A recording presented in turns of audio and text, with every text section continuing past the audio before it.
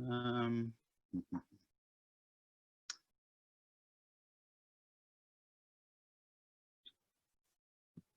okay, so since everybody's kind of stuck at home here, I thought you might enjoy kind of getting out and wandering around a little bit and visiting some other places, which is what I've been doing here. Let me get my slideshow started here. Okay, so Wandering Planetarian is what I am here. And let me try to, there we go. Okay, so this is the abstract that I presented here about what I'm doing. Since I retired now, it's been 4 years ago, amazingly enough. I gave myself the assignment as I became the PPA president about that, a little bit after. I was like, I had some time then to do these kinds of things. And so I decided, well, what am I going to do to talk, you know, say something at each of the, for the Great Western Observer, my president's reports. So I decided I'm going to just wander around a little bit and check out some planetariums and report to everybody about them. So that's what this is all about, and that's kind of the synopsis here of doing that. Whoops, how am I?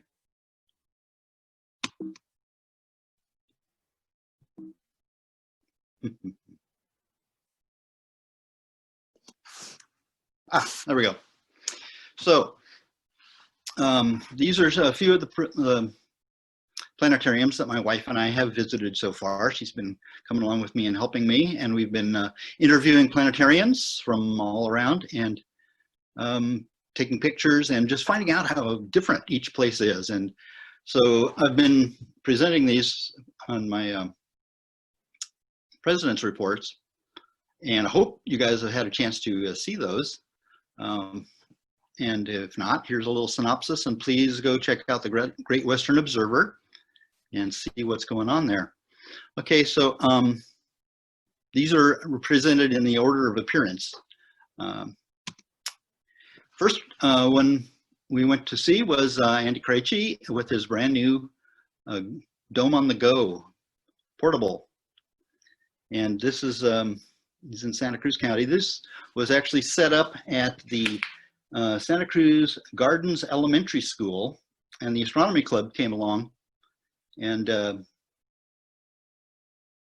set up telescopes all outside and everything, and had a great, it was a really nice, a lot of people showed up, and Andy got to kind of do a number of shows there. Unfortunately, I didn't get a chance to see him. The timing was always kind of off a little bit, but and this was kind of one of my early things here, so I didn't get a chance to really interview him properly, all that. So I'm hoping to go back and do this some more later. So also, by the way, I stopped in at that for that same monthly or the Great Western Observer there. I did the Deanza College as well. So if you go back and check those out, you'll see a little more detail of what was going on. So summer of 2018, we went to the Sage Planetarium and met up with Jeremy Amarant, and he showed us all around. Can everybody hear me okay? I'm not getting any feedback here. I don't know if that's normal. You're doing great. Oh, okay, great. got something there. Karl, you're doing fine. All right, good. I was wondering if I was just talking to myself here. All right, anyway, this is a great planetarium. Really a beautiful 40-foot dome. Jeremy goes out and does, well, first of all, he has, in the mornings, he has shows here at the planetarium, a couple of them every day. And then he goes out and does lessons, interactive lessons in physics and astronomy all around the school district. So this is a school district planetarium and a really nice facility. And we also visited, by the way, the Santa Barbara Planetarium, but I didn't get a chance to interview anyone there. However, this is one of the oldest planetariums I think we had a chance to see. it goes back to 1957, this one opened. So I'm going to try to kind of show a little bit of the, the oldest and newest and different things like that here. And Jeremy's been there 19 out of the 20 years that this planetarium has been in existence. And he was just setting up for the 20th anniversary, as a matter of fact, when we were there, putting some new lobby exhibits and things. And so that same issue of Great Western Observer, you'll also see in the summer issue, my visit with Daryl Stanford up at College of San Mateo. Really nice facility with a go to Kronos and a really nice planetarium, nice theater. And he has an amazing observatory there as well. So you can see the deck here and the inside of the building is a 20-inch Ritchie-Cretan telescope, a whole bunch of really nice refractors. The students bring the instruments out onto the deck and all to do the viewing. So really nice setup. And then in the fall issue, you will see my visit with Hartnell College. And this is a new facility, just about 3 years old now, maybe. And really nice, much larger, 40-foot, where they had previously had a 30-foot dome. And Wayne Foster came here to Salinas from Chicago. He worked at the Adler for about 5 years, and really nice planetarium. One of the things that I really noticed about these different places is the feel when you go inside. I knew all the planetariums are going to be very different, and the people I was going to meet were going to be really interesting and all that. But I was kind of surprised at how different each of these chambers felt as you went inside. This was very spacious and very open, and had a very nice feel. All of planetariums always have a nice feel, but this was really unique. Slight tilt to the dome, very gradual. So I had never seen that before. Just very different. So next for the winter, so these were actually in the fall when we went to visit these, but appeared in the winter 2018 Great Western Observer. We went up to Oregon, and Carla and I stopped in at Eugene Science Center in Oregon, at Eugene. And I had been to this planetarium before for the PBA conference way back in, gee, let's see, I think I have, 2001, as a matter of fact. And so very different then, though, as part of a school. This has gone through a number of different changes, and it's now part of a nice science center. It has a lot of hands-on activities for kids, and just an amazing place, really nice. And Haley Sharp did a really cool planetarium presentation at this when we were there. I always try to line up a chance to see someone doing a show while we're there, and she did a really great job. A lot of interactive stuff going on, and kind of let the audience steer how the show was going to go, what planets they wanted to talk about, and never any rush thing. There was a limited time frame, but she just kind of made sure that all the questions were answered and everything about each one, and just got to go as far as she was able to make it in the time. So there was never a pressure to try to get the show, I got to get this in or that. And really, it was very nice. Nice presentation. Really enjoyed it. Learned a lot. And very open. The planetarium originally had an MS-8, I believe, Minolta machine, and it's empty, and she hasn't been able to fill in the seats yet. So lots of space for the presenter to be able to walk. So that's really interesting. Nice place. And then I got to visit OMSI. So I've always been curious about going up to the Oregon Museum of Science and Industry. And they just renovated their planetarium there, and it's just an amazing place. It's 52-foot dome, I believe. Concentric seating, as you can see, but it's tilted in, very space age feeling, but also has this really kind of a warm feel to it. It's was kind of a surprise. It was interesting because it's spacey and futuristic, and then it's also very warm and comfortable, and amazing place there. Science industry. So that was our trip to Oregon. For the spring issue, I stayed a little closer to home. It was kind of rainy early in 2019.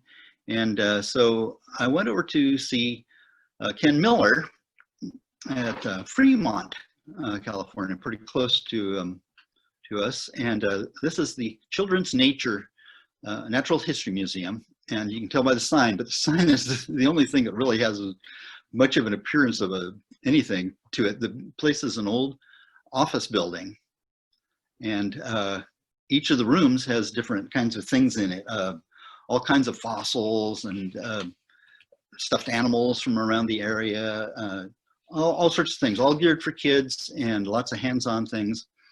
And the planetarium itself is inside one of the rooms here, and this is Ken in front. And you might notice there's a little edge underneath the doorway. You have to sneak down and climb underneath that, and then you are in the dome underneath.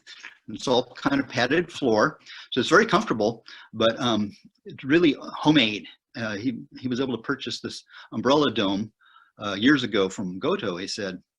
He built his own projector, a fisheye projector here, and he uses a software from France. Anyway, there's great detail of the construction of this and how this is done in the article in the Great Western Observer. So if anybody's trying to build things on a shoestring, which this really was done, check this out. It's got a lot of good information. And he also built one for another planetarium we'll be visiting here in a little while. So this was a really interesting place, very very low key, and yet had just a lot of fun things going on in the museum. For that same issue, we also visited the Chabot College Planetarium in Hayward. Now the Chabot College is different from Chabot Science Center, both named after the same guy, but Chabot Science Center is a huge, big science center that I have not yet had a chance to go up and officially interview them and report on them in the Great Western Observer yet. But Chabot College was close enough, and I made it up to see Scott Hildreth there. This thing is amazing. The outside is just fantastic. These are all mosaics, stained glass mosaics. And when we were there, it was kind of a rainy day, as you can kind of see. But when the sun shines on this, Scott says they're just really vibrant and amazing and beautiful. And the inside of the planetarium also is beautiful. It has a lot of artwork, astronomy-related artwork and things. And it's really built as a teaching planetarium. I mean, all of his classes are held in here. And he has lots of projectors for different kinds of things, along with the regular planetarium projectors. So he has like multiple ones so that he can show like notes on different PowerPoints and things that he's doing at the same time. And let's see what's next. Oh, next we have a kind of a comparison thing here going on. This is the Cabrillo College Planetarium, and my friend Rick Nelthenius. And this one is one that's been just sort of not had a chance to be well maintained at all. Rick really is more interested in his observatory. He has a very nice observatory. He does a lot of observing classes and things. So the planetarium is used by the classes a couple times a year, and I actually do some community ed classes in this planetarium as well. And he does also a couple times a month, local school groups come in and do some things. Anyway, this poor thing has not had any maintenance in decades, literally. And so the planets aren't an adjustment anymore, and a lot of other things, but it still does the stars, it still does motions and things, many of the things you like to demonstrate in a planetarium. So really shows what workhorses these A3Ps are, A3P Spitz. This is an A3P Spitz down below in Hopkins High School. Yvonne Alexander there. And now this one is maintained. These are both 24-foot domes, by the way. And this one is really taken care of. It has a full dome video system also that Ken Miller installed. And this is the same homemade fisheye. Uses a French software. He got the deluxe one for this. I think it was $1,000 or something that they use on this one. So it's a real shoestring kind of setup, but it works beautifully. So that was kind of a little compare and contrast thing on there. And then for the fall of 2019, we went up to Madonnas College in Pittsburgh, California, which is kind of the upper Delta, Sacramento, well, San Francisco, off to the east of San Francisco in the Delta area of the Sacramento River. And this planetarium, this was one of the first Godocronoses installed. In fact, I think it has the serial number 0002. So it was an early model, and it's still got a lot of old technology. He's got a lot of like panorama projectors and cross-fading all skies and lots of things like that. But this place had a really nice, warm, comfortable feeling. It was very, it felt small because there was so much stuff going on in there, but it was very, very comfortable, cozy kind of a place. And it's used a lot there. Scott Cabral is the astronomy instructor there, and he has 5 part-timers who come there to teach as well. And it's utilized a whole lot. I can't remember now just how many. Let's look at my notes here. Yeah, this, because he really hopes to like be able to upgrade a lot of these things. He just doesn't have time at this time. It is mostly used just by the college, but it gets used a lot. I can't remember how many right now. It was 2,000 students a year utilize this place. And right next door, well, down the road a little bit, is the Deer Valley High School. And Jeff Atkins is the teacher there, and he also teaches. He's one of the part-time teachers at Madonnas. But he has what was, I guess, at one time an industrial arts classroom. In fact, I think it was a auto tech or something like that. Huge, big room. Outside, there's still old car parts and things kicking around. So it's kind of funky looking, but he loves it because he has so much room that he can set up a portable dome in the backside of the classroom. And he uses this a lot. He'll bring, within 10 minutes, he can have the dome inflated and have his students back there to be showing them things. So he also has a nice array of telescopes, and they do regular star parties and things. So that was a really interesting visit, and a very different place. Boy, all these places are so different and unique from each other. For instance, winter for 2019, we went up to Sacramento State University, and this is the newest planetarium that we had visited. This has been there only, it wasn't even a year old when we went there, and like maybe 6 months or something. And Kyle Waters actually was an astronomy instructor there and all that. And so he had not really been a planetarian previous to this. He's now the planetarium director, does all the shows and things. And he did a great job. We sat in on a show he did, and he was amazing for being kind of a newbie to the planetarium world. It was great. Anyway, really beautiful facility, very clean. You can't even see the projectors and things. It's phenomenal how really just clean it is. There's no central projector, star projector, and all the other projectors so hidden. But great facility, beautiful. And let's see, next we have, a visit down south. So this was in the spring of 2020. So this is actually early last year that Carla and I visited. There's 3 planetariums in a row here. And so you'll be seeing this one here and 2 more that were all in the LA area, I just call it. It's Southern California. This one had a very nice feel to it. These are bench seats around there, very comfortable. And it has a Zeiss KP4 star projector, really beautiful. And this one was very warm and comfortable feeling place. And really a nice show that Heather Jones put on for us there.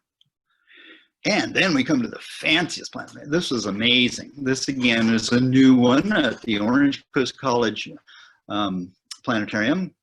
And Scott Mitchell is the planetarium director there. He came in a little late in the planning stages of the planetarium. It had been pretty well planned, but it was still under construction. And this thing is phenomenal. I mean, look at the image here of the the shape of this place. This is the tower for the Foucault pendulum here that you can see. This other photo, they have science on a sphere, all these beautiful displays and room for more. And this is kind of where people line up to get in, to go into the planetarium. But all this is glass facing south. Whoops, back up. And he said, well, wait a minute, this isn't going to work out for these displays and all this glass. So what are we, you know, but the architect said, oh, it's too late. We are already decided this is, you know, we're going with the glass. So they came up with a compromise. And so this glass is a special electrochromo. Let's see if I can find. Electrochromic glass. It can be electronically controlled to tint to it so that they can let in whatever kind of light you want. You can just adjust it totally. $15,000 per pane, however, for this. This was a $25 million facility, so they spent a lot of money just on the windows. But it is amazing. It can be dimmed down to whatever degree you want. And just a phenomenal place. This is really the showplace of the campus. So quite a contrast with the one in the little natural history museum that we saw previously. Then we also went to the Palomar College Planetarium, another big 50-foot dome for a college, kind of a stadium-like feel to it in a lot of ways, but all the college classes are held in here, and they also do a lot of things for local school groups and just the public. So it's well used in planetarium, really nice. And then the virus came, right? We had to stop traveling around and doing these kinds of things. So the last one, which actually hasn't been published yet, but it will be appearing in the Summer Great Western Observer. It will be coming out soon, I'm pretty sure. And that was a visit by phone with Paul McFarlane in Reno. And I actually had a chance to go to Reno for a conference, back in the 90s. And I wasn't sure if it was still going and all, but it is, and doing really well. He's been working on a lot of things now online, just trying to keep the community informed about the planetarium. And he has some like club things going, and a thing going with the slow online telescope systems. So those are some of my visits that I've done so far. And so some of the standard questions that I've kind of worked up over time for people for my interviews is, you know, technical stuff like equipment and records and things like that, which are always kind of fun to, you know, be able to compare with what you do. It's used, you know, boy, quite a variety of ways that happens here. And what the shows are like, and always try to actually kind of go and see a show, because it's great. You learn so much by seeing what other people are doing in their programs. I highly encourage people to do that when you can travel safely here. And then, you know, what makes their planetarium unusual, or what they think does. and how the PPA can help them. And kind of turning around Kennedy's thing about ask not what your country can do for you, but what could they do for the PPA? Just get people thinking about those kinds of things. Anyway, I always knew that the planetariums, everyone was very different, but I was very impressed with the different feel that you have when you go into the different planetariums. That was a big surprise for me, and always interesting. Everyone has its own personality, so many ways. And it's not just the feel, but of course, the actual shows you get, the presenters and all that. It's a lot of it. Anyway, this was a whole lot of fun, and as soon as you can actually go and do this, I highly recommend it. So I would like to just kind of open this up and see if I can hear anybody else here. It's been funny just talking to myself. So anybody have any, let's see, we got some chat things here. I love that you do this, Karl. Oh, I okay. love visiting planetariums myself, but I don't get to visit too many like you have.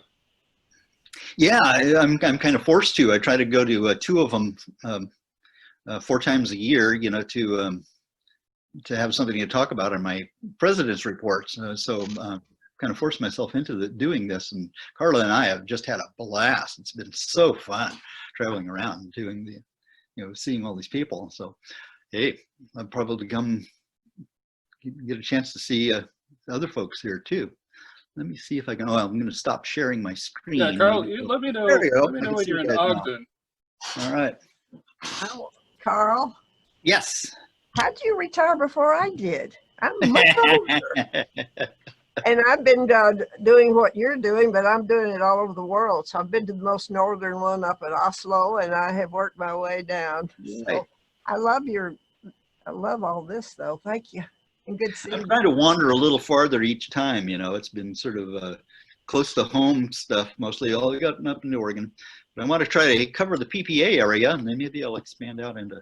I remember when Keith Johnson was in Nevada. That was a long time ago. When I was there. Yeah. Yeah, he did an amazing show. It was like a show that he put together just for planetarium people about all of the mistakes that a newbie planetarian could make, and it was hilarious. Remember, we enjoyed his humor when he was in SWAT, so we just loaned him. Yeah. Good seeing. I'm getting off. Somebody else. It was interesting to go to visit some of these planetariums that I hadn't been to for so many years and see how much they've changed. The one in Oregon and Eugene had gone through a whole lot of changes. John Elbert was there when I was went for that conference in 2001, and since then it's been actually belonged to different organizations and things, and now it is really turned into a beautiful science center. So it's nice to see the changes.